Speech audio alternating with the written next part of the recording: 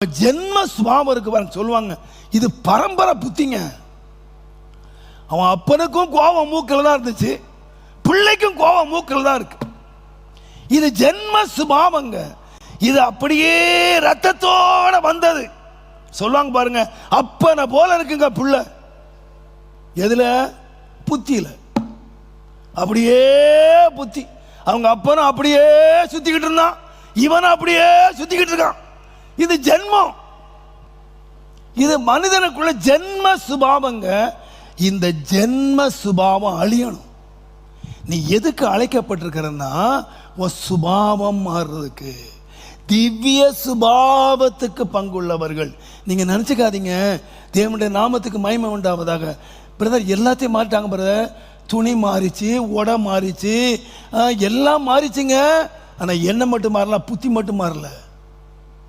Brother நம்மை தேவன் அழைச்சது தெரியுமா?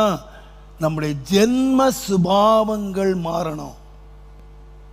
நீங்க 1 கொரிந்தியர் 15ஆம் அதிகாரத்தில் வாசிங்கன்னா, ஜென்ம சரீரம் விதைக்கப்படும், ஆவிக்குரிய சரீரம் எழுந்திருக்கும். சுருக்கமா சொன்னா, ஜென்ம சரீரம் சாகுனாதான் ஆவிக்குரிய சரீரம் எழும்பும். மறுபணம் என்னங்க? இமை பொழுதுல மாறுறாங்க. என்னங்க மாறுறது?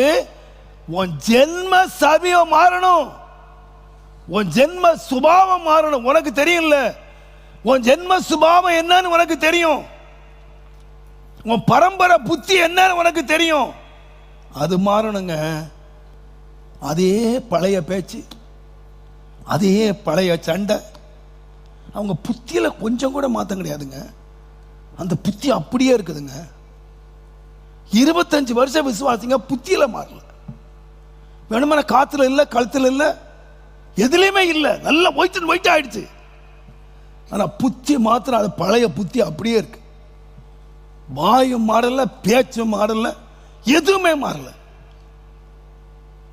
மாறி நினைச்சிடாதீங்க, ஏமாந்து போயிடாதீங்க. நம்முடைய அழைப்பு என்ன தெரியுமா? சுபாவம் மாறணியா. இப்போ நீங்க சொல்ல முடியுமா சிஸ்டர்? சொல்ல முடியுமா? உன் புருஷன் சொல்லுவானா, உன் சுபாவம் மாறிடுச்சுமா? உன் மனைவி சொல்வாளா, என் புருஷனுடைய சுபாவம் மாறிச்சையா? அது மாறுமானால்தான், அதுதாங்க மறுரூபம், அதுதாங்க மேலே போறது. இவைகளை செய்தால் நீங்கள் இடர மாட்டீர்கள்.